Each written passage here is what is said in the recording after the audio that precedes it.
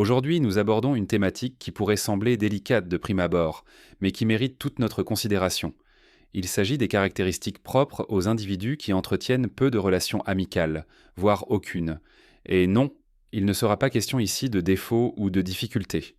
Bien au contraire, nous allons mettre en lumière le fait que ces personnes détiennent fréquemment des qualités exceptionnelles qui les distinguent véritablement du reste de la société. Dans un monde actuel où l'on accorde une importance démesurée aux plateformes numériques et au nombre d'abonnés, on a tendance à penser qu'une multitude d'amis constitue un indicateur de réussite. Mais cette vision est-elle réellement fondée? Avez-vous déjà remarqué que bon nombre des figures les plus extraordinaires de notre histoire étaient en fait des solitaires? Dans ce qui suit, je vais dévoiler 5 attributs captivants du caractère que partagent souvent les personnes ayant très peu d'amis ou n'en ayant pas du tout. Et croyez-moi, une fois cette présentation terminée, votre regard sur la solitude sera radicalement transformé. La première caractéristique qu'un nombre restreint d'amis peut mettre en évidence, c'est l'authenticité. Nombreux sont ceux qui supposent qu'une personne sans amis doit forcément être fragile ou dépourvue d'aisance sociale, alors qu'en vérité, cela témoigne bien souvent d'une grande sincérité. Réfléchissez-y un instant. Combien de gens osent réellement être eux-mêmes de nos jours? La majorité cherche constamment à satisfaire autrui ou à se plier aux normes sociales établies. Les individus qui cultivent peu d'amitié, quant à eux, possèdent même fréquemment cette capacité précieuse et rare de rester fidèles à leur propre nature. Si vous choisissez votre vrai moi plutôt que le personnage social, écrivez moi dans les commentaires. Ils suivent leurs propres convictions, leurs principes personnels et leurs ressentis sans se laisser influencer par l'opinion dominante. Le grand penseur Marc Aurèle a un jour affirmé que l'authenticité représente le chemin vers la vertu. Lorsqu'on passe beaucoup de temps seul, on développe une force intérieure remarquable, qui permet de demeurer sincère envers soi-même, même lorsque les pressions sociales exigent autre chose. Ces individus possèdent leur propre esthétique, leur goût personnel et leur manière unique de vivre. Ils n'imitent en personne et ne courent après aucune mode. Et dans notre époque contemporaine, cela mérite véritablement notre admiration. La deuxième caractéristique, c'est l'autonomie.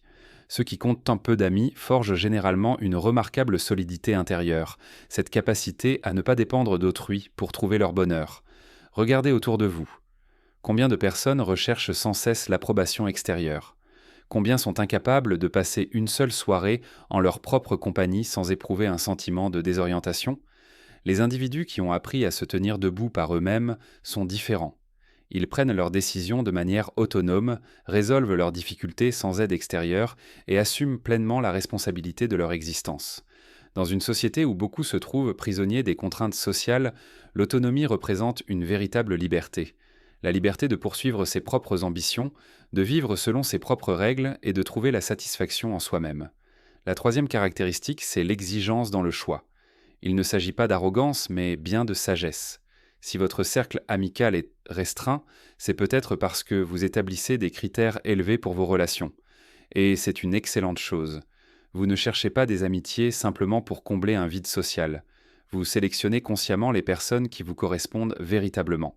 Pendant que beaucoup persistent dans des relations superficielles ou même néfastes par crainte de la solitude, vous faites preuve de discernement. Vous savez exactement ce que vous désirez et vous identifiez clairement qui vous apporte du bien et qui ne le fait pas. Vous avez des valeurs bien définies, des limites établies et un excellent instinct pour reconnaître l'honnêteté. Dans un monde où nombreux sont ceux qui acceptent n'importe quelle compagnie simplement pour éviter d'être seuls, cette faculté de choisir représente une forme d'autoprotection et un témoignage de force intérieure. Il vaut mieux compter quelques amis véritables qui vous comprennent et enrichissent votre existence que de nombreuses personnes qui n'apportent que de la confusion. C'est comparable à un chef étoilé qui sélectionne soigneusement ses ingrédients. Mieux vaut en avoir moins, mais de la meilleure qualité possible, plutôt que de remplir sa cuisine de produits médiocres. C'est exactement ainsi que vous traitez vos relations sociales. Si vous croyez également en la qualité plutôt qu'en la quantité, écrivez qualité dans les commentaires.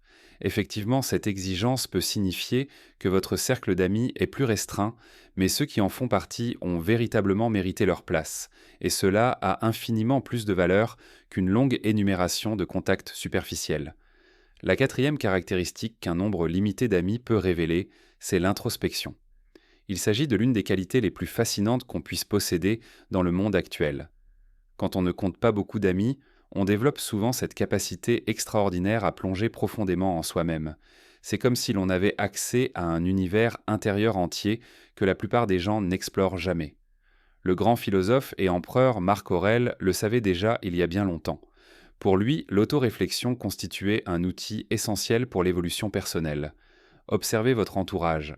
La majorité des gens sont constamment tournés vers l'extérieur, absorbés par les réseaux sociaux, l'actualité et les tendances. Ils ressemblent à des feuilles dans le vent, toujours emportés par la masse, ne s'arrêtant jamais pour regarder à l'intérieur d'eux-mêmes. Mais vous, vous avez cultivé ce don rare de vous connecter à votre monde intérieur. C'est comme si vous possédiez une bibliothèque personnelle remplie de pensées, d'émotions et d'expériences vécues. Vous savez comment vous asseoir seul et explorer vos propres richesses intérieures. Cette aptitude à l'introspection ressemble à un super pouvoir dans un monde sursaturé de stimulation. Tandis que d'autres cherchent désespérément des réponses à l'extérieur, vous savez que les plus grandes découvertes naissent dans l'espace silencieux de votre propre esprit.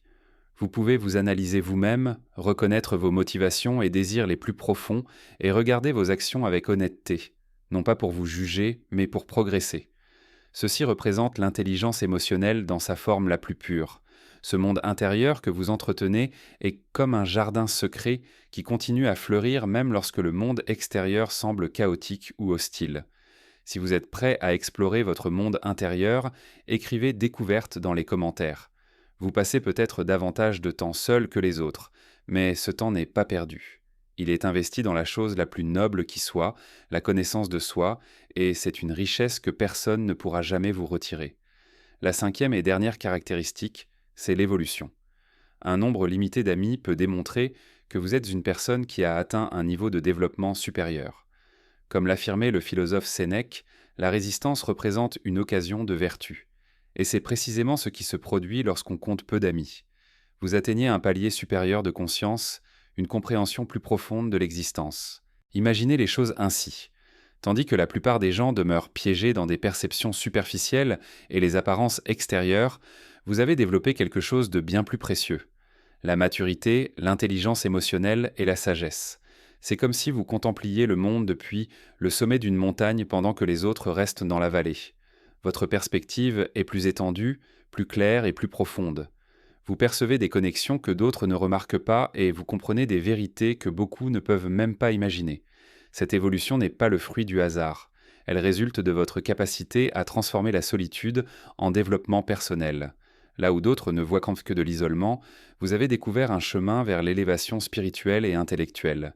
Cette faculté à continuer d'évoluer est exactement ce dont notre monde a besoin aujourd'hui. Pendant que beaucoup restent enfermés dans des schémas de pensée étroits, vous continuez à grandir, à vous transformer et à vous élever. Pour conclure, je tiens à vous exprimer ma profonde gratitude. Votre présence ici, votre écoute attentive signifient énormément. Je ressens cette connexion profonde qui va au-delà des mots, une énergie qui touche le corps et l'esprit. Si ce message résonne en vous, si vous vous reconnaissez dans ces caractéristiques, alors sachez ceci. Vous n'êtes pas seul. Vous faites partie de ces personnes rares qui privilégient l'évolution consciente plutôt que la conformité sociale. Partagez cette réflexion avec d'autres qui pourraient en avoir besoin. Manifestez votre appréciation si cela vous a touché et suivez le contenu pour découvrir davantage de matière qui nourrit l'esprit et élève la conscience. Ma reconnaissance est sans limite et j'espère que cette sagesse sera transmise pour toucher de plus en plus de cœurs et d'esprits. Merci d'être là. À bientôt pour d'autres réflexions profondes.